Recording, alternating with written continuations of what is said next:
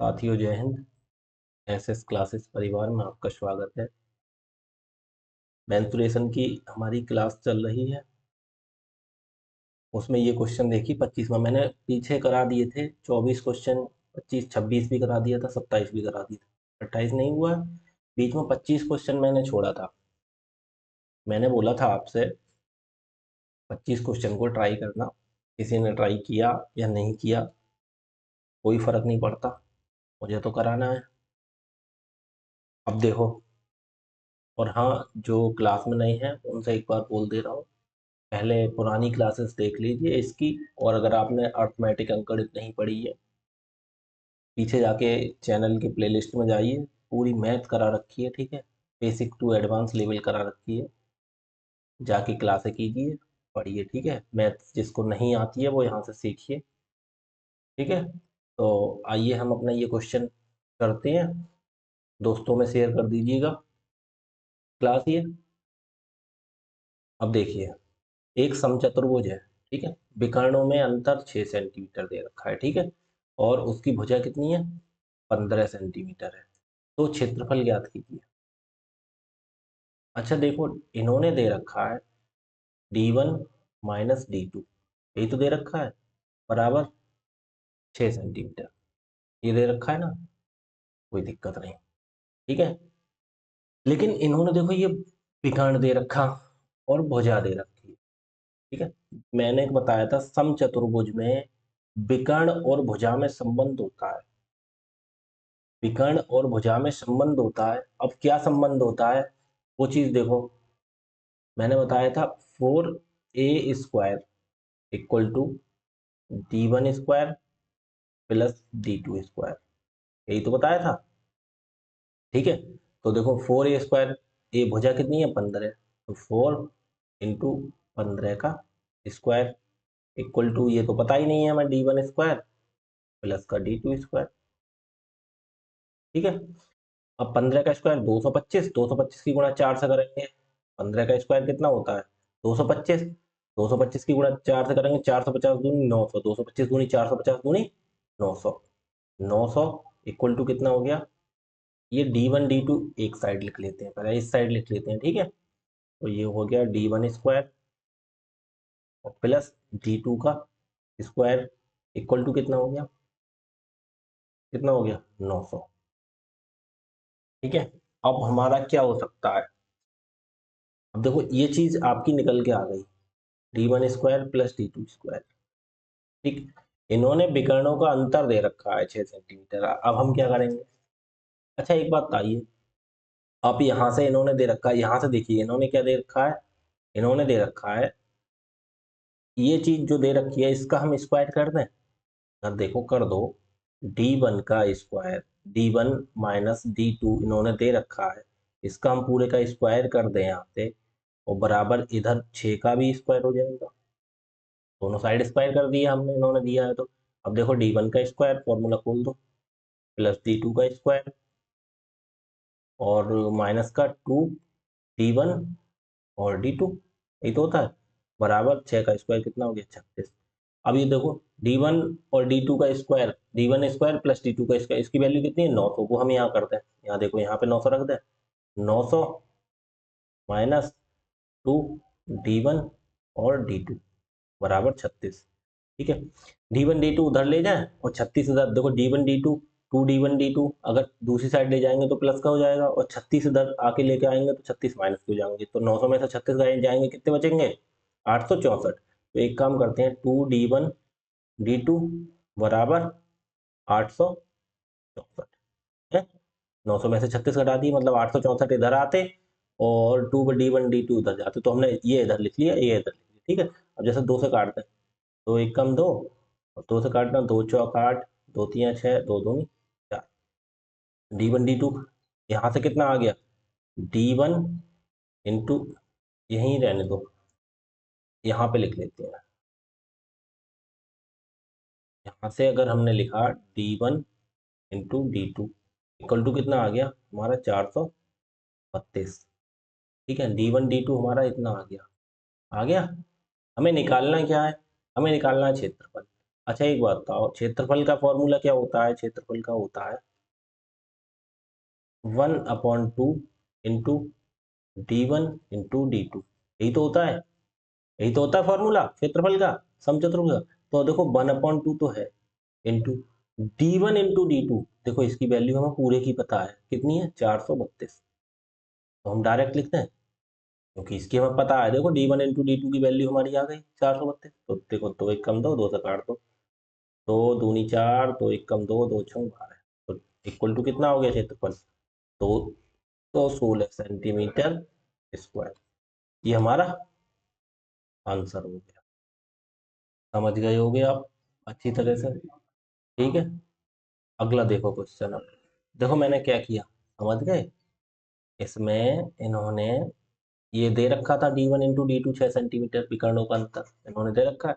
उसके बाद हमारा संबंध होता है एक विकर्ण वगैरह में, ये चीज हमने यहाँ से किया है सवाल। 4a² बराबर D1² D2², ये मैंने बताया था होता है, जो लगा दिया। अब यहाँ से D1² इतना आ गया, हमने एक काम किया, इसका स्क्वायर कर दिया, यहाँ पे D1 D2 की वैल्यू लगा दी, D1 D2 आ गया हमारा 432। हमारा क्षेत्रफल में D1 इंटू D2 तो होता है, जब हमें ये पहले ही ऑलरेडी 432 निकल आया तो हमें वही पुटअप कर देना था, ठीक है। आंसर आ गया हमारा ये। अगला क्वेश्चन देखो, अगला क्वेश्चन तो करा दिया था 26वां, 27वां भी करा दिया। 28वां क्वेश्चन देखो। क्लास आपकी सही चल रही है? ठीक है। देखो, एक समलंब की समांतर भुजाएं 3:5 के अनुपात में है, उनके बीच की दूरी 12 सेंटीमीटर है, क्षेत्रफल 288 है, तो समांतर भुजाएं ज्ञात कीजिए। मैंने क्या बोला? समांतर भुजाएं समलंब की क्या मानते हैं? ए और बी तो मानते हैं। तो ए हो गई आपकी 3, तो 3x मान लो इसे, ठीक है। और बी बराबर कितनी हो गई हमारी? 5, तो इसे 5x मान लो। अब ये समांतर भुजा का क्षेत्रफल का फॉर्मूला क्या होता है? 1/2 गुणा ए प्लस बी और इंटू उनके बीच की दूरी h, यही तो होता है, बता रखा है मैंने, याद कर लो। अब ए हमने मान लिया 3x, क्योंकि अनुपात में दे रखा है मैंने, कोई अनुपात में चीज दे रखी हो तो उसे x मान के कर लेते हैं। 3x और 5x, ठीक। तो उनके बीच की दूरी h इन्होंने दे रखी है 12, ठीक है। h इक्वल टू कितना है? अब यहाँ लिखो क्या, h तो है ही 12, h इक्वल टू 12 सेंटीमीटर, ठीक। तो क्षेत्रफल इन्होंने दे रखा है, समांतर भुजाएं निकाल ली है। तो एरिया का क्षेत्रफल का फॉर्मूला क्या होता है? क्षेत्रफल इक्वल टू कितना दे रखा है? क्षेत्रफल इक्वल टू दे रखा है इन्होंने 288, 288, ठीक है। तो क्षेत्रफल का फॉर्मूला क्या होता है? 1/2 into A plus B into H equal to 288। बस जो दे रखा है लगा दो फॉर्मूला। तो 1/2 इंटू ए प्लस बी, ए कितनी है? 3, और बी 5, तो 3 और 5 कितना हो गया? 8x, डायरेक्ट लिखना, 3x और 5x 8x। और इंटू एच, एच कितना है? 12, 2 1 कम 2, 2 छंग 12 बराबर 288। अब ये तो कट गया, कुछ नहीं रहा, 6 से काट दो, 6 से कट जाएगा, 1 कम 6, 6 चौक 24, 4 बचा, उत्तर 8 48, 6 अट्ठे 48। अब ये 48 भी कट जाएगा, 8 एकम 8, 8 छंग 48। तो यहाँ क्या रह गया? इधर x रह गया, बराबर इधर 6 रह गया, ठीक है। तो हमें 3x की वैल्यू निकालनी है, तो 3x की कितनी हो जाएगी? 3 गुणा 6x का मान आ गया, तो बराबर 18। और ये 5x की निकालनी है, तो 5 गुणा x की जगह 6 आ गया, तो बराबर कितना आ गया? 30। ये हमारे आंसर आ गए, इनकी इन्होंने वैल्यू निकलवाई थी, 18 और 30 आ गई। सवाल कोई कठिन है? बताइए।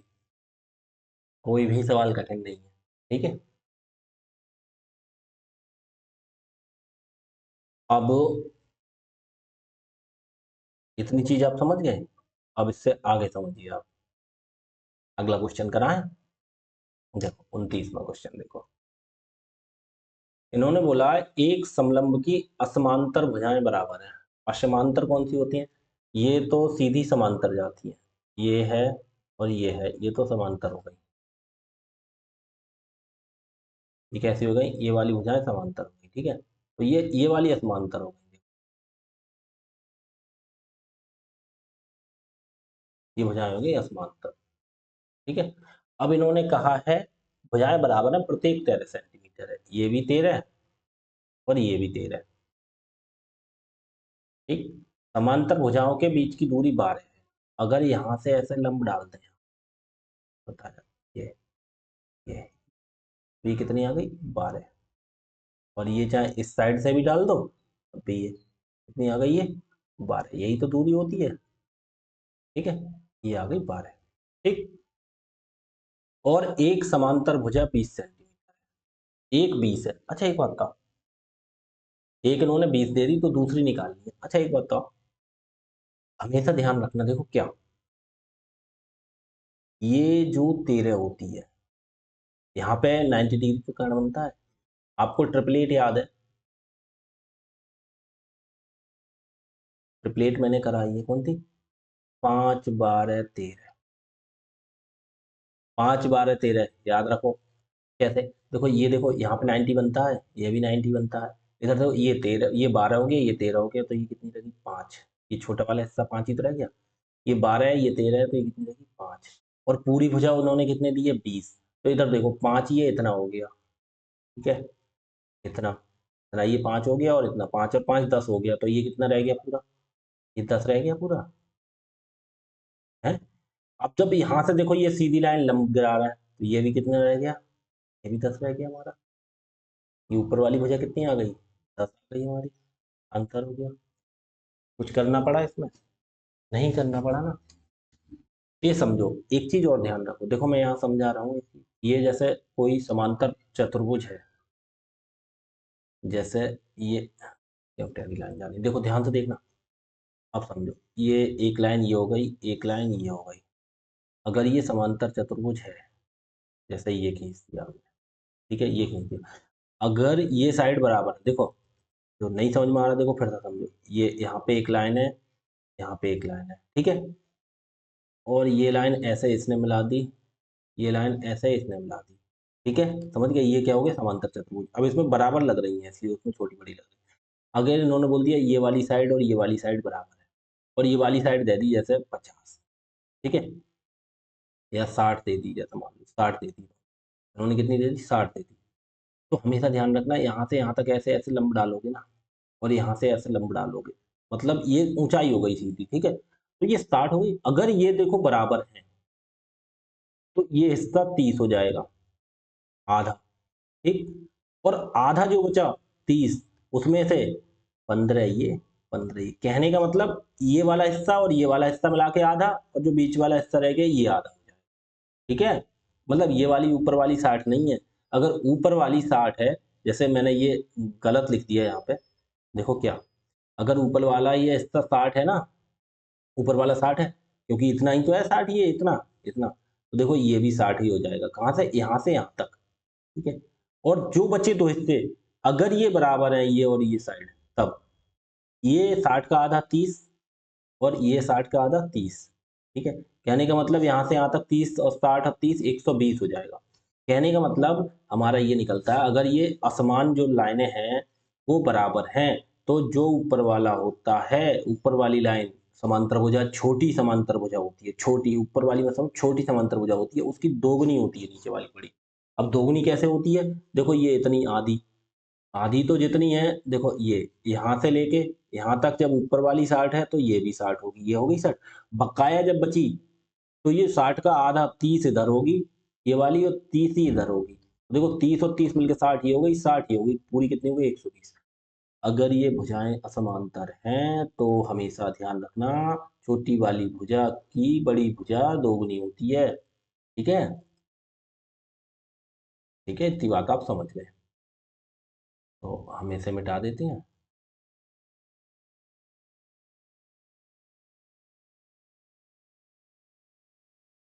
हैं? और बताओ, और कुछ रह गया आपके समझने में? इस सवाल को तो हमें पेन कुछ करना भी ना पड़ा, पूरा चित्र में ही समझ लिया हमने।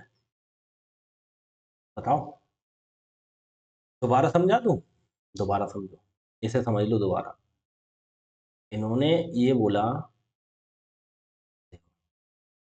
इन्होंने क्या बोला, दोबारा समझ लो। देखो, इन्होंने बोला देखो इसमें आ जाओ त्रिभुज में कोई से एक में, जैसे ये है, ये ये ये ये त्रिभुज हो गया हमारा, ये 12 है, ये 13 है, ये देखो ये लंब हो गया, ये कर्ण हो गया, ये आधार हो गया, क्योंकि ये समकोण त्रिभुज बन रहा है ना। तो एक बात बताओ, तो ये आधार हो गया, ये कर्ण हो गया, ये लंब हो गया। पाइथागोरस प्रमेय क्या कहती है, हमें आधार निकालना है, ये आधार।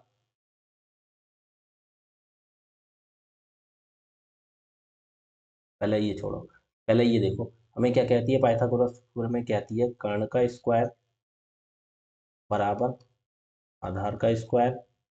देसी, अब पूरा सूत्र लगा के ही समझ लो, आधार का स्क्वायर और प्लस लंब का स्क्वायर, यही तो कहती है, यही तो कहती है। तो देखो कर्ण हमें पता है 13, 13 का स्क्वायर बराबर आधार कितना है, आधार पता नहीं है, आधार को हम बेस मान लेते हैं बी, और बी का स्क्वायर, ठीक है। और प्लस लंब कितना है, लंब का 12, 12 का स्क्वायर। अब लगाना 13 का स्क्वायर 169, और बराबर बी का स्क्वायर इधर ही रहने दो, और प्लस 12 का स्क्वायर 144, 144 घट जाएगा 169 में से, कितना बचेगा, बी स्क्वायर हम इधर लिख लेते हैं, बराबर 144 घट गया 169 में से, तो बचा 25। तो बी बराबर कितना हो जाएगा, अंडर रूट 25, क्योंकि स्क्वायर इधर रूट में बन जाएगा एक, बी बराबर कितना आ जाएगा 5। तो एक बात बताओ, ये कितना आ गया हमारा 5, यहाँ से यहाँ तक ये 5।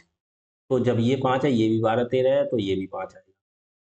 5 और 5 ये तो 10 हो गई हमारी, और है कितनी टोटल पूरी 20, तो 10 ये हो गई, तो यहाँ से यहाँ तक कितनी रह गई 10, ये हमारी पूरी 20 हो गई। अब यहाँ से यहाँ तक जब 10 है, तो ऊपर वाली देखो ये भी तो 10 ही होगी, ये भी तो यहाँ से यहाँ तक, ये देखो बकाया तो समांतर है, ये बकाया देखो हमने ऐसे खींच दी है नीचे, ठीक है। तो ये भी कितनी हो गई 10, तो दूसरी भुजा कितनी हो गई हमारी 10। अगर आप बोलते अगर ये दे रखी होती, जैसे 20 मान लो, हम तो ये कह रहे हैं ये वाली दे रखी है, तो भाई साहब देखो 20 से ये वाली भुजा बड़ी दिख रही है, अगर हम ऊपर वाले को 20, जैसे इसे इसे इसे ना मान के ऐसे 20 मानते हैं, हम कहते हैं 20 ही है, तो जब नीचे वाली बड़ी है तो 20 से बड़ी आनी चाहिए, आंसर में कोई 20 से बड़ा दिख रहा है, नहीं दिख रहा ना, ठीक है। आगे देखो, समझ गए। तो ट्रिपलेट से तुम्हें ये भी ना करना पड़ता, ये भी नहीं करना पड़ता, ये इस करने की कोई ज़रूरत ही नहीं थी, क्योंकि हमें पता है 5 12 13 की ट्रिपलेट होती है, मैंने ट्रिपलेट सिखाई है, याद रखना काम आएंगी, ठीक है। ये क्यों करना पड़ेगा, ये इतना नहीं करना पड़ेगा, इसी से काम चल जाएगा, ये इसी से, ठीक है। आगे देखो अगला क्वेश्चन, ये क्वेश्चन आप देखो पढ़ो, जैसे देखो एक समद्विबाहु समलंब है का क्षेत्रफल कितना है 960 है। समद्विबाहु, देखो समद्विबाहु समलंब की बात करें तो समान दो भुजा, एक दो तो समांतर हो जाती हैं, समझो, और ये वाली समद्विबाहु की बात करें तो ये भुजा ही होंगी हमेशा बराबर। द्विबाहु मतलब दो भुजाएं, सम का मतलब समान, तो ये भुजाएं ही हमेशा बराबर होंगी, ठीक है। तो समद्विबाहु ये आ गई, क्षेत्रफल 960 सेंटीमीटर, उनकी समांतर भुजाएं 30 और 50 है, देखो ऊपर वाली 30 है, नीचे वाली कितनी है 50 है, ये यहाँ से यहाँ तक 50 है, ठीक है, पूरा यहाँ से यहाँ तक कितनी है 50, ठीक है। तो असमांतर भुजाएं ज्ञात कीजिए, एक मत बताओ। अच्छा एक बताओ, हम यहाँ से इसकी सीधी भुजा डालते हैं, डाल दी, ऐसे ही यहाँ से यहाँ तक डाल दो, डाल दी। तो बताओ यहाँ से यहाँ तक तो हमारी 30 हो गई, क्योंकि ऊपर 30 है तो ये भी 30 हो गई, ठीक है। और ये बराबर है, ध्यान रखना, ये और ये बराबर है, उन्होंने बराबर बोल रखी है, मैंने कहा बराबर होती हैं, तो जो ये जो हिस्सा बचा, ये बराबर बराबर बट जाता है, बराबर जैसे 30 है, 30 तो ये हो गई पूरी, कितनी है 50, अब बचा कितना, 50 में से अब कितना बचा, देखो पूरी यहाँ से यहाँ तक है 50, नीचे वाला 3 हटाते हैं, पूरी कितनी है 50, ठीक है। अब 50 में से 30 ही अंदर वाली हो गई, तो ये कितनी बची 20, 20 बची। अब 20 में से देखो 10 बेटा ये हो जाएगी, और 10 ये, मैंने कहा क्या जब बराबर होती है तो 10 10 हो जाती है, बराबर नहीं होती है तो जिस अनुपात में ये होती है उसी अनुपात में होता है, ठीक है। आप ये समझो, बराबर वाला समझो, ठीक है। अब क्या कह रहे हैं, 30 और 50 असमांतर भुजाएं, तो ये निकालनी है कितनी होगी। अब इधर देखो, यहाँ पे हमें 90 दिख रहा है, बनता है 90 बनता है, ये 10 है। अगर इन दोनों में से एक पता हो तो हम निकाल देंगे, ये वाली पता होती ऊंचाई तो हम ये निकाल देते। कोई बात नहीं, ऊंचाई हम निकाल देंगे। इन्होंने देखो एक चीज दे रखी है, क्या दे रखा है? क्षेत्रफल। तो पहले क्षेत्रफल का फॉर्मूला लगाएंगे हम। क्या होता है? क्षेत्रफल दे रखा है इन्होंने, क्षेत्रफल दे रखा है, वही लिख लो, फॉर्मूला बाद में लगाते हैं। जैसे इन्होंने दे रखा है एरिया, एरिया कितना दे रखा है? 960। अब देखो एरिया का फॉर्मूला क्या होता है? 1/2 A plus B into H equal to 960। ठीक है, तो 1/2 इंटू ए प्लस बी कितना है? ए कितना है? 30, और बी कितना है? 50। 30 और 50 80, तो डायरेक्ट लिख दो ए प्लस बी 80, और गुणा एच, एच हमें पता नहीं है, बराबर 960। दो से काटना, 2 से 40 हो जाएगा, और देखो एक जीरो से हम एक जीरो ये काट देंगे, और 4 से 4 एकम 4, और 24 चौका 96। तो एच इक्वल टू कितना हो गया? 24। कितना हो गया? ये 24 हो गया। अब एक बात बताओ, ट्रिपलेट याद है? ट्रिपलेट क्या है?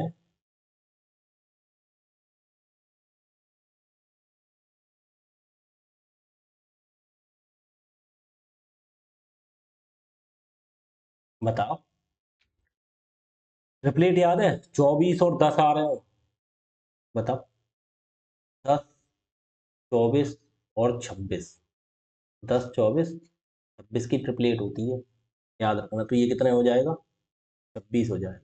हमारा आंसर हो गया 26। और नहीं, आपको ट्रिपलेट नहीं पता तो देखो, ट्रिपलेट नहीं पता तो देखो, ये वाले तरीका से आपका हो गया 26, असमांतर हो जाए ये 26, ये भी 26 हो जाएगी, तो हमारी आंसर हो जाएगा। अब बोलेंगे आपको ट्रिपलेट नहीं पता, तो बस सॉल्यूशन तो दोनों है ना। अब ट्रिपलेट नहीं पता तो ये देखो, ये हो गया, क्या हो गया? आधार, नहीं ये वाला आधार 10, और ये लंब, तो कर्ण कैसे निकालेंगे? कर्ण, कर्ण का स्क्वायर कितना होता है? कर्ण का स्क्वायर इक्वल टू आधार का स्क्वायर प्लस लंब का स्क्वायर। इंग्लिश में लिख देता हूँ, क्या होता है कर्ण? कर्ण क्या होता है? हाइपोटेनस है, एच, यही तो होता है। स्क्वायर बराबर क्या होता है? बेस, बेस का स्क्वायर प्लस परपेंडिकुलर, कर्ण प्लस आधार प्लस कर्ण का स्क्वायर। हाइपोटेनस बोलते हैं एच, बी बेस आधार, पी परपेंडिकुलर कर्ण। तो एच हमें पता नहीं है, एच का स्क्वायर, तो एच इधर ही लिखा रहने दो। और बी कितना है? बी बेस, बेस कितना आ गया? 10, 10 का स्क्वायर, ठीक, और प्लस परपेंडिकुलर कितना आ गया? ऊंचाई उसकी 24, 24 का स्क्वायर है। और इस पे ये जो स्क्वायर लगा था वो इधर आके रूट बन जाएगा, तो एच इक्वल टू कितना हो गया? 10 का स्क्वायर कितना होता है? 100। 10 का स्क्वायर 24 का कितना होता है? बताओ। 576। अब आपको 24 का नहीं याद है तो मैंने देखो स्क्वायर निकालना भी सिखाए हैं। मैंने क्या बोला? देखो स्क्वायर कैसे निकालते हैं, जैसे 24 का स्क्वायर आपको याद नहीं है तो पहले इसमें देखो 24, 24 में देखो ये करो, ये 4 है तो 4 का स्क्वायर कितना हो गया? 4 चौक 16, 16 की 6 हासिल 1, ठीक है। अब क्या करते हैं, इनकी गुणा कर दो, 2 चौक 8, 8 दूनी 16, 16 में एक ये जोड़ दो, हासिल 17 का 7 हासिल 1। अब ये 2 का स्क्वायर कर दो, कितना हो गया? 4, 1 हासिल का 5, ठीक है। सब चीज़ें मैंने पीछे बता रखी हैं, तो कितना हो गया? एच इक्वल टू कितना हो गया? 676। 100 और 5 676, ऊपर अंडर रूट। अब एच इक्वल टू 676 कितने का होता है? वर्गमूल ये होता है 26 का। तो ये हमारा आंसर आ गया। वैसे इसे करने की ज़रूरत नहीं है, जैसे मैंने बोला है इसे करने की ज़रूरत नहीं है। क्यों? क्योंकि हमें क्या आने पता होनी चाहिए? ट्रिपलेट। हमारा यही तरीका बेस्ट है। पता होगी तो हमें ये क्यों हल करना पड़ेगा, ठीक है। अब देखो 26 का कैसे निकालेंगे, देखो सीधी सी देखो 26 का आपको पता होना चाहिए, 676 होता नहीं। देखो 6 का स्क्वायर 36, 36 का 6 हासिल 3। अब 2 छंग 12, 12 दूनी 24, 3 जोड़ देंगे 27 हासिल 2। अब 2 का स्क्वायर 4 और 2 आगे 676, ठीक है। तो ये सब चीज़ें याद रखा करो, पीछे सब कुछ पढ़ा रखा है, बस आपको रिवीजन की ज़रूरत है, ठीक है। कितने सवाल? 25 करा दिया, 28 करा दिया, 29 करा दिया, 30 करा दिया, 31वां क्वेश्चन देखिए आप। ठीक है, 31वां क्वेश्चन पढ़िए एक बार और देखिए। इन्होंने बोला है एक समलंब की विकर्ण समकोण पर प्रतिच्छेद करते हैं यदि विकर्ण की लंबाई 16 सेंटीमीटर और 12 सेंटीमीटर है तो समलंब का क्षेत्रफल ज्ञात कीजिए। आप एक चीज बताओ, मैंने तुम्हें बताया नहीं, समकोण के विकर्ण होते हैं जो, समलंब के विकर्ण अगर समकोण पर प्रतिच्छेद करें तो वो समचतुर्भुज ही हो जाता है, क्योंकि समचतुर्भुज में ऊपर नीचे की भुजाएं तो समान, समचतुर्भुज में भुजाएं समांतर होती है ना। हमेशा याद रखो, अगर समलंब के विकर्ण, कोई भी समलंब है, प्रतिच्छेद समकोण पर कभी करेंगे जब वो क्या होगा, एक अगर त्रिभुज है, समलंब नहीं हो सकता वो, क्या होगा, ये जो 90 डिग्री पर प्रतिच्छेद कर रहे हैं तो वो हमेशा क्या होगा, एक समचतुर्भुज होगा। ठीक है, समचतुर्भुज होगा। नोट करके लिख लो, नोट करके लिख लो तो बता।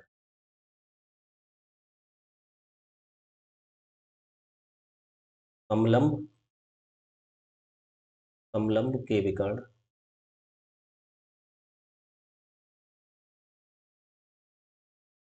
यदि, यदि 90 डिग्री मतलब समकोण, समकोण पर प्रतिच्छेद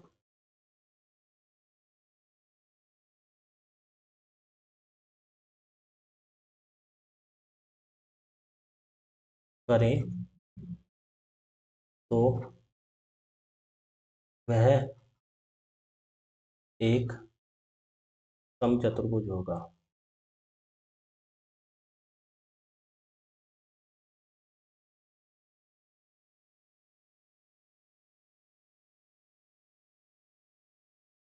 ठीक है, तो कहना क्षेत्रफल निकालिए, तो क्षेत्रफल का फॉर्मूला बताओ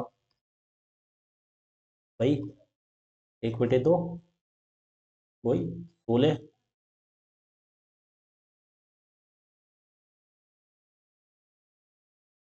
क्या बताया था, ए, 1/2 ए स्क्वायर, यही तो बताया था, 1/2 ए स्क्वायर। अब या फिर 1/2 d1 × d2 तो बताया, एक स्क्वायर क्यों कर, d1 × d2, 1/2 d1 × d2। ठीक है, तो 1/2 d1 कितना है, एक 16 है, एक 12 है विकर्ण। ठीक है, 2 × 1 = 2, 2 × 12, 16 छक 96 सेंटीमीटर आंसर हो गया। ठीक,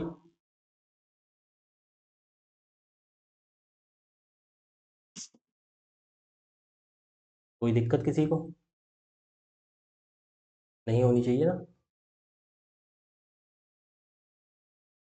क्लास आपकी सही चल रही है, बिल्कुल जी। अब देखिए आगे, 32, 32वां क्वेश्चन क्या कह रहा है, एक समांतर चतुर्भुज की भुजाएं 20 सेंटीमीटर और 14 सेंटीमीटर है, उनके बीच कोण, इसका क्षेत्रफल याद कीजिए। मैंने बीच कोण वाला फॉर्मूला लिखाया था देखो, तो समांतर चतुर्भुज का क्षेत्रफल, समांतर चतुर्भुज का क्षेत्रफल क्या होता है, बेस इंटू हाइट।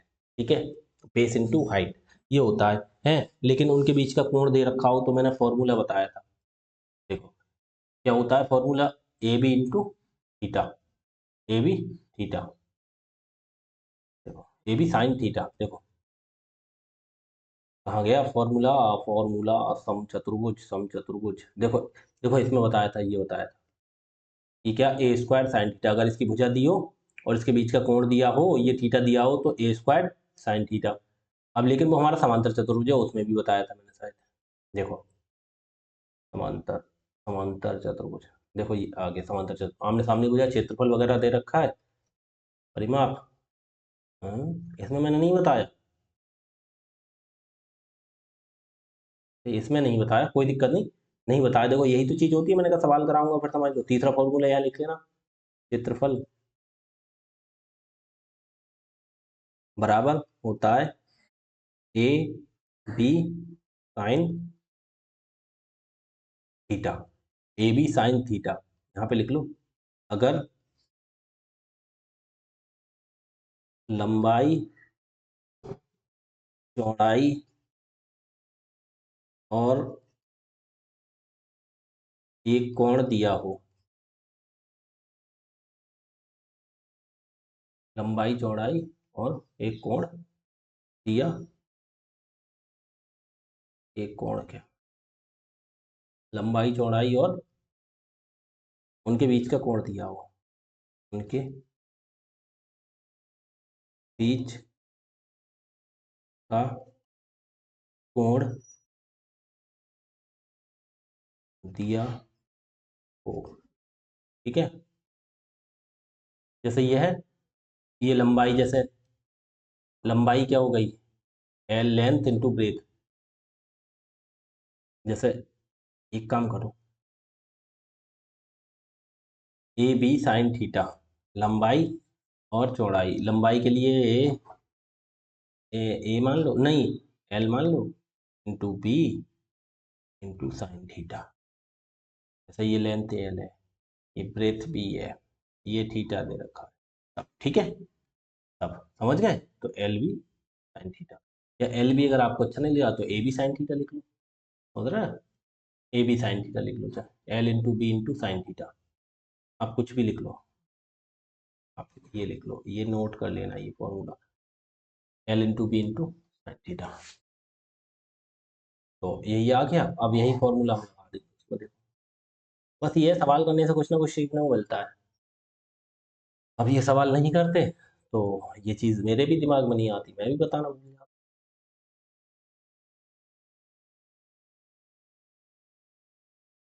तो क्या होता है, उनके बीच का कोण, तो क्षेत्रफल बराबर कितना हो जाता है, area equal to L into B और इंटू साइन थीटा, ठीक है। तो एल कितनी है, लेंथ कितनी है, 20, समांतर चतुर्भुज की भुजाएं 20 और 14, 20 गुणा 14, या एक काम करो, ए बी साइन थीटा लिख लो, ए बी थोड़ा अच्छा लग रहा है, ठीक है, ए बी साइन थीटा, या एल इंटू बी, चलो कोई नहीं, एल इंटू बी रहने दो, L into B into sine theta, length into breadth, लेकिन आयत वाला ए वो बन जाएगा ना, कोई दिक्कत नहीं, ए बी साइन थीटा कर लेते हैं। हमारा फॉर्मूला होता है ए बी साइन थीटा, लो ए बी साइन थीटा, ठीक है। तो ए कितना आ गया हमारा, 20 इंटू बी, ए पहली भुजा बी दूसरी भुजा, बी कितनी आ गई 14 into sine theta, sine theta कितना है हमारा 60, 60 अंश। तो 20 गुणा 14, 20 गुणा 14 गुणा साइन 60 का मान कितना होता है, √3/2, दो से काट दो, दो से काट दोगे, 2 सत्ते 14, तो 20 की गुणा 7 से करोगे, इसीलिए हमने गुणा नहीं की थी पहले, 20 सत्ते 140, और ये कितना हो जाएगा, √3, 140 √3, ठीक है। उसमें क्या कर लो, ए बी कर लो, समचतुर्भुज से समांतर चतुर्भुज, क्षेत्रफल क्या कर लेते हैं इसे, ये बड़ा मल्टीप्लाई के निशान लगाने पड़ रहा है ना, अजीब सा लग रहा है, A B, A B sine theta, जैसे अगर हम इसे ए मान लें, अगर हमने इसे ए मान लिया, ये बी मान ली, ये थीटा है, तो ए बी साइन थीटा, अगर लंबाई चौड़ाई और उनके बीच की कोण दिया हो। आगे आगे आ जाए अगले क्वेश्चन पे। अगला क्वेश्चन देखो, क्या कह रहा है, एक आयताकार हॉल 40 मीटर लंबा और 30 मीटर चौड़ा है, इनमें चारों ओर 2.5 मीटर चौड़ी पगडंडी छोड़कर कालीन बिछाया जाता है, कालीन का, अच्छा कोई दिक्कत नहीं, एक आयताकार हॉल है, देखो ये सवाल मैंने कराए थे पीछे,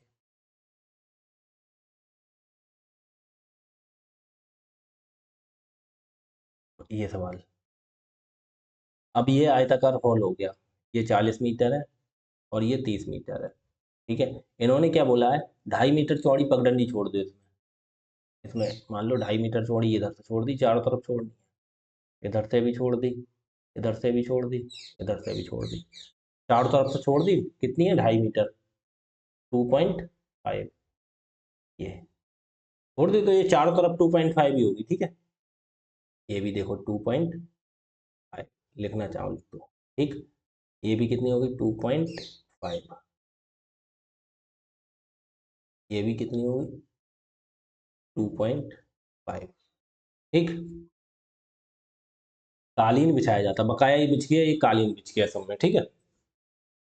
तो कालीन का क्षेत्रफल, अच्छा एक बात बताओ, मैंने वहां समझाया था अच्छे से आपको, लेकिन उसके बाद बताओ, पहले हम पूरे का क्षेत्रफल निकालते, फिर इसका क्षेत्रफल निकालते, उसमें से घटा के फिर इसका निकालते। देखो पीछे आ जाओ, लेकिन पीछे बाद में आएंगे, पहले ये समझ लो।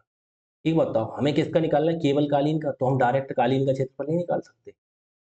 देखो कालीन का क्षेत्रफल आपको मैंने उस दिन बताया था, समझाया भी था, दो तीन चीजें।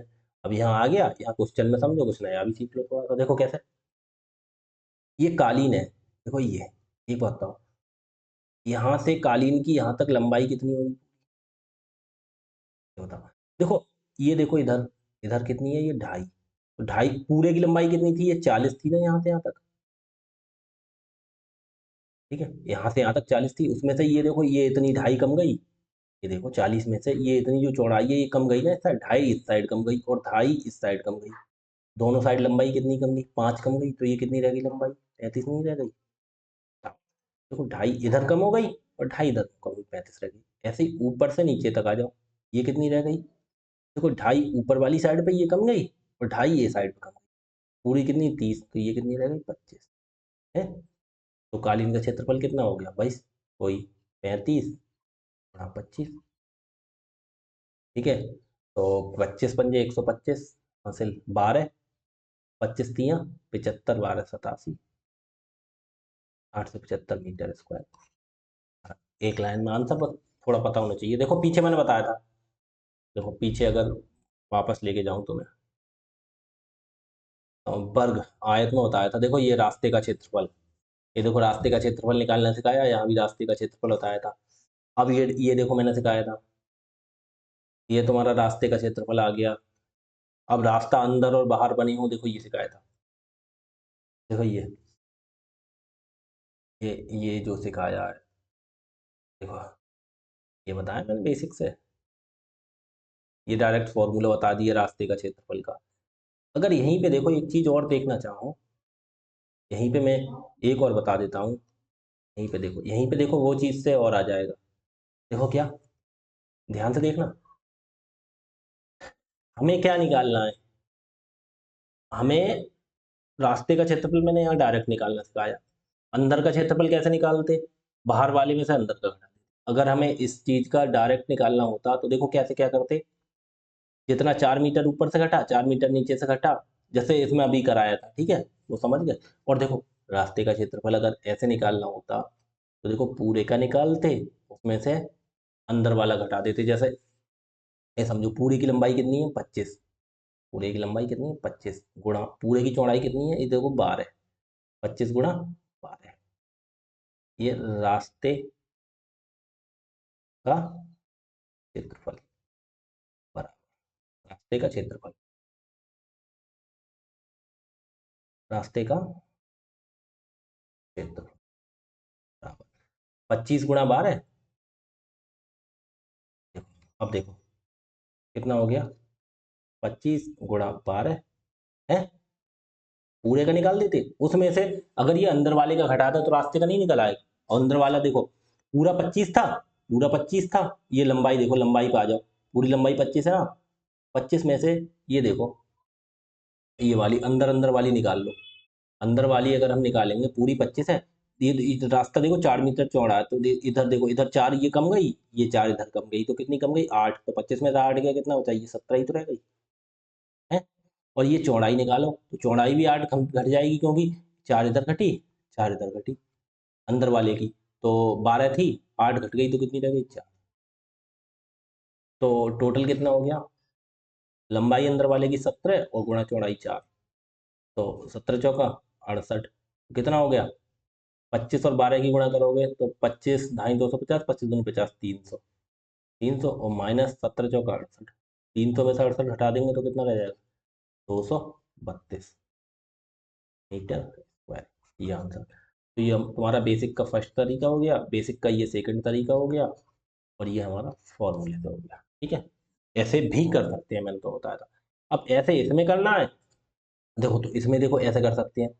अब ये बेसिक का तुम्हारा फर्स्ट हो गया, अब सेकंड कैसे निकाल सकते हैं, देखो रास्ते का क्षेत्रफल कैसे निकाल सकते हैं, इसमें भी देखो, ये देखो बाहर है ना रास्ता, अंदर की देखो 25 है, और ये 4 मीटर चौड़ा इधर है, 4 मीटर चौड़ा, ये तो 8 मीटर। अब ये बाहर का निकालेंगे तो बढ़ जाएगा ना, 25 और 8 कितना हो जाएगा, 33। 33 ऐसे ही इसकी चौड़ाई बढ़ जाएगी, पूरी 12 ही तो है इसकी, यहाँ से यहाँ तक 12, 4 ये बढ़ गई, 4 इस साइड बढ़ गई 8, तो 12 8 20 हो गई। ये पूरा हो गया बाहर का, और उसमें से घटा देंगे अंदर का, अंदर का कितना रह गया, वही 25, और गुणा 12, अंदर का तो वही है ना, क्योंकि रास्ता बाहर है। तो 33 दूनी 66, 660, माइनस 25 12 300, कितना हो गया, 360 है। तो ये हमारा सेकंड तरीका हो गया बेसिक का, ये हमारा फर्स्ट तरीका हो गया बेसिक का, और ये हमारा फॉर्मूला हो गया। बताओ, किसी को कोई दिक्कत थी? भी ये चीज़ मुझे बतानी क्यों पड़ी, क्योंकि मैंने सोचा बता ही दूं, वरना तुम लोग कंफ्यूज हो गए, या क्या खबर दिमाग चला पाए, इतना नहीं चला पाए। अब देखो, अब चला लोगे आराम से। देखो 33वां, ठीक है, ये आपने निकाल लिया। अगला करो 34। एक आयताकार पार्क 120 मीटर और 100 मीटर है, उसकी सीमा के अंदर 5 मीटर चौड़ी पगडंडी बनाई, यदि पगडंडी पर 50 रुपये प्रति मीटर की स्क्वायर से फर्श बिछाई जाती है तो कुल लागत। अच्छा एक बताओ, 50 मीटर प्रति मीटर स्क्वायर, 1 मीटर स्क्वायर की कीमत है 50, तो पहले हमें टोटल निकालना है कितने मीटर स्क्वायर होगी। क्या निकालनी, पगडंडी की बात हो रही है, तो पगडंडी कितने मीटर स्क्वायर होगी। ठीक, तो फिर उसकी 50 से गुणा कर देंगे, निकल आएगा। तो एक मिनट सुनो, हमारा पार्क कितना है, 120 मीटर, पहले ये देखो, पार्क बनाएंगे हम। पार्क ही हमारा बन गया, ये 120 मीटर लंबा है, और चौड़ाई कितना है, ये 100 मीटर, ये 100 मीटर चौड़ा है। ठीक है, अब इन्होंने बोला है उसकी सीमा के अंदर, अंदर 5 मीटर चौड़ी, 5 मीटर चौड़ी, हाँ इधर से 5 मीटर, और इधर से भी 5 मीटर, सब तरफ से 5 मीटर करो। ये कितनी है, 5 मीटर, से यहाँ तक कितनी हो गई, 5। अब टोटल 5 मीटर ही समझ लो, यहाँ से यहाँ तक भी कितनी है, 5। अच्छा एक बात था, मैंने बताया था तो पगडंडी का क्षेत्रफल निकालना है, मतलब रास्ते का, पगडंडी या रास्ता बात एक ही तो है। अगर निकालोगे पगडंडी,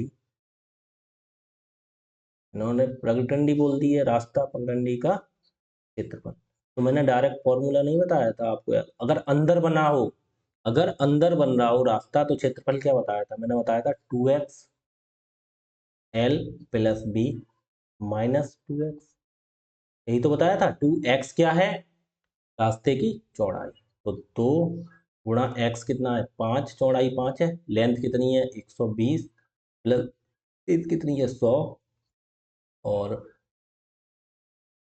-2x को लगा दो, ब्रेथ कितनी है 100, और -2 गुणा x की जगह 5। अब ये हो गया 2×5 = 10, गुणा 100 और 120, 220, 220 में से 2×5 = 10, घटा दो, कितना हो गया 220 में से, तो कितना हो गया 210, तो 210 की गुणा करेंगे 100 से, 10 से, तो 2100 मीटर स्क्वायर। ये क्या हो गया, पगडंडी का क्षेत्रफल। तो पूछ रहे हैं फर्श पर बिछाई जाने वाली कुल लागत, तो लागत बराबर निकाल देंगे, लागत बराबर कितनी निकाल देंगे, 2100 रुपये टोटल है, 1 मीटर स्क्वायर के कितना लगता है, 50 रुपये, तो 21×5 = 105, और 3 जीरो लगा दो, कितने रुपीज हो गई, RS है, हमारा आंसर हो गया 105 के आगे 3। ठीक, सिंपल सवाल है। ठीक है, अगर याद ना हो तो देखो, फॉर्मूले रिवाइज करो, फॉर्मूले रिवाइज करो यहाँ से। ये देखो मैंने सिखाया था, रास्ते का क्षेत्रफल जब रास्ता बाहर बन रहा है, ये देखो अंदर है और इसके बाहर रास्ता बन रहा है, रास्ता आयत के बाहर, ये देखो रास्ता आयत के अंदर। ये है दोनों फॉर्मूले। रिवाइज किए होंगे तो कोई दिक्कत नहीं है, सब याद होंगे। रिवाइज नहीं करके आए हो तो भाई साहब दिक्कत होगी। आपकी 34 सवाल हो गए, 35वां सवाल देखिए, क्लास आपकी सही चल रही है बिल्कुल। 35वां सवाल देखिए क्या कह रहा है। एक आयताकार हॉल का फर्श 25 मीटर और 20 मीटर है, इसे टाइलों से ढका जाना है, ठीक है, जिसकी कीमत 5 रुपए प्रति टाइल है। प्रत्येक टाइल 25 सेंटीमीटर भुजा वाली है। अच्छा, एक टाइल की कीमत दे दी है इन्होंने।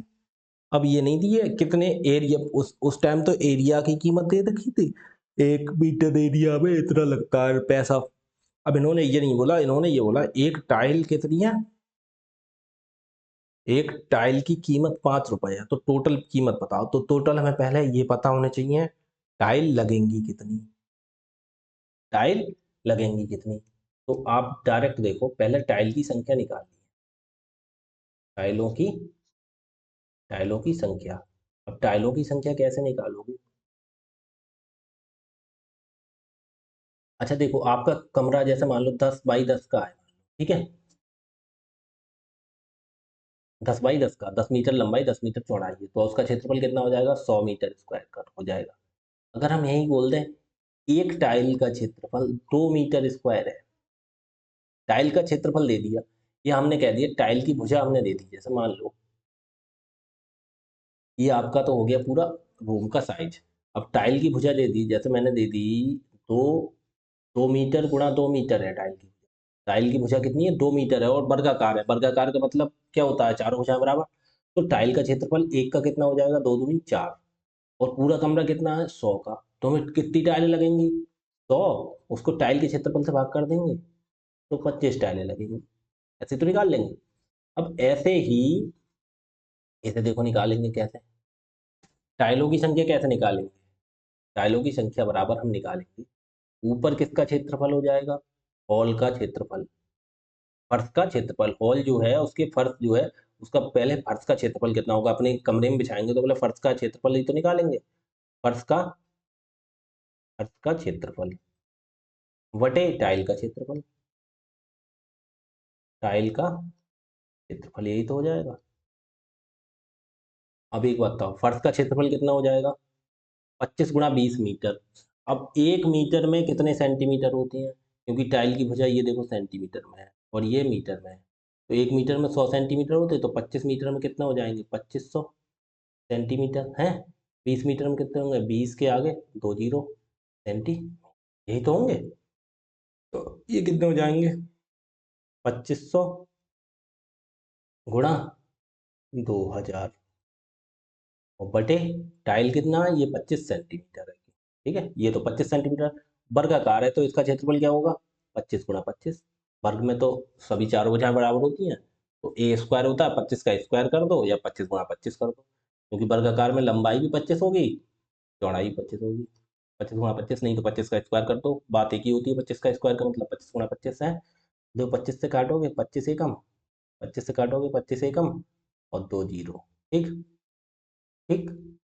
ऐसे ही 25 से काटोगे 25 एकम और 25 अट्ठे 200 और 1 जीरो, तो इक्वल टू कितना हो गया, 100, 1 अट्ठे 8 और 8 के आगे 1 2 3 जीरो, इतना क्या हो गया, सेंटीमीटर स्क्वायर हो गया। सेंटीमीटर स्क्वायर क्यों हो गया भाई साहब, क्षेत्रफल थोड़ी निकाला हमने, ये टाइलों की संख्या, टाइल की संख्या क्या आ गई है, टाइलों की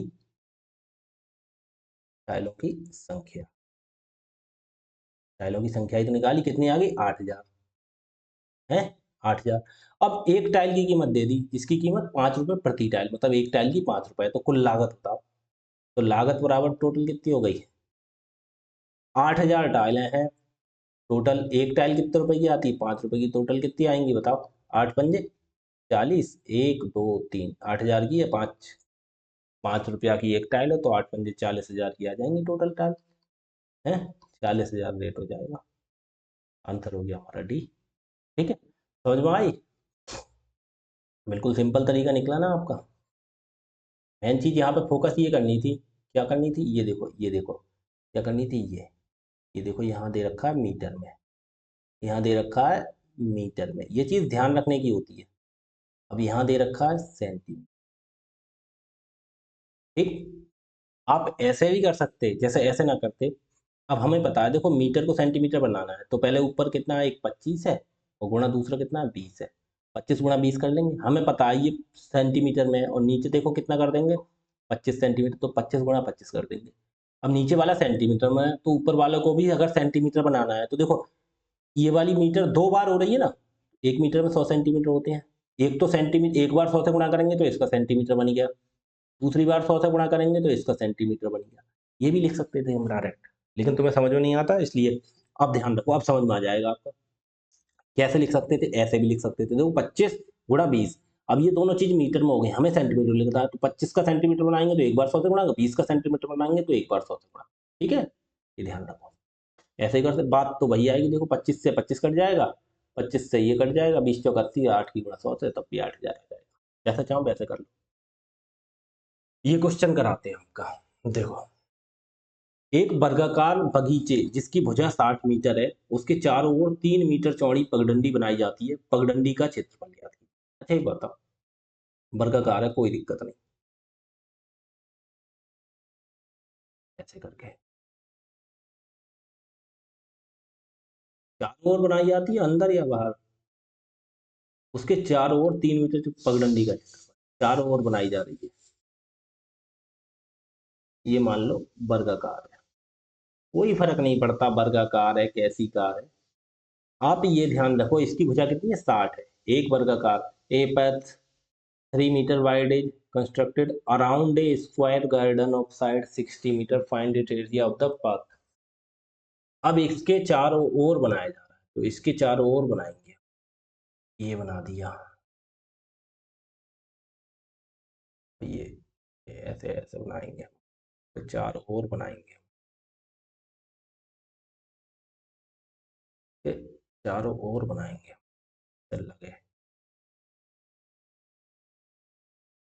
ठीक है? चारों ओर बना देंगे, हैं? थोड़ा सा और रह गया, इधर बढ़ा के, ठीक है?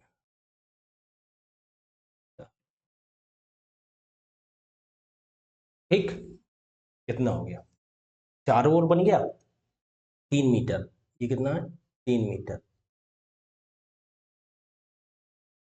ये डायरेक्ट यहाँ पे लिख दो, कितना है, 3, ये क्या करना है,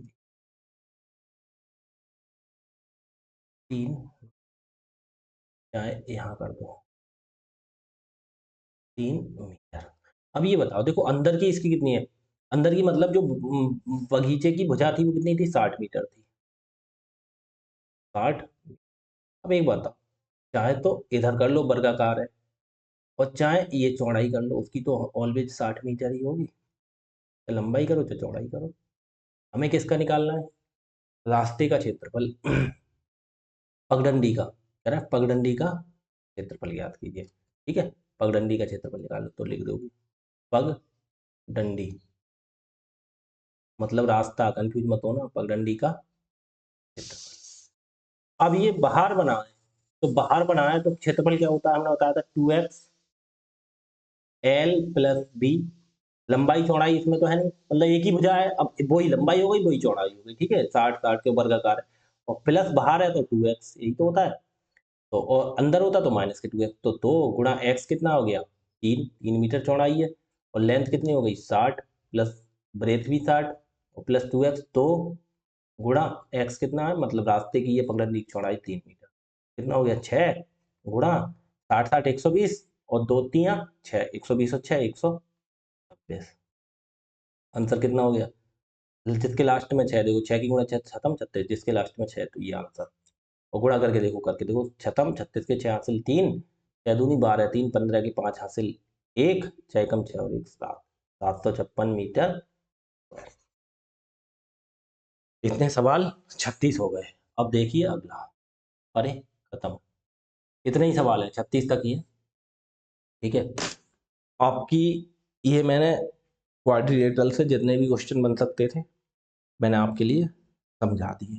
ठीक है, अब इसमें वृत्त वगैरह से रह गए, वृत्त अर्धवृत्त से क्वेश्चन रह गए हैं, उन्हें कोशिश करूंगा मैं, देखो आपका कल वृत्त अर्धवृत्त के बारे में समझा के क्वेश्चन करा दूं, उससे ज़्यादा क्वेश्चन नहीं बनेंगे, अगर समझाने में ज़्यादा टाइम लगा तो अगली क्लास में करा देंगे। ठीक है, लेकिन तब तक इन क्लास का रिवीजन आप अच्छे से कर लेना। ठीक है, और जो अगर शुरू से नहीं पढ़ा है तो वो शुरू से क्लास देख ले, वीडियो देख ले, सब पढ़ी हुई है और पढ़ ले। ठीक है, तो आज के लिए इतना ही रखते हैं। ठीक है, अगली क्लास में मिलेंगे नए क्वेश्चंस के साथ, नई चीज़ें आपको समझाएंगे, सिखाएंगे। ठीक है, तो आज के लिए इतना ही रखते हैं जी, धन्यवाद।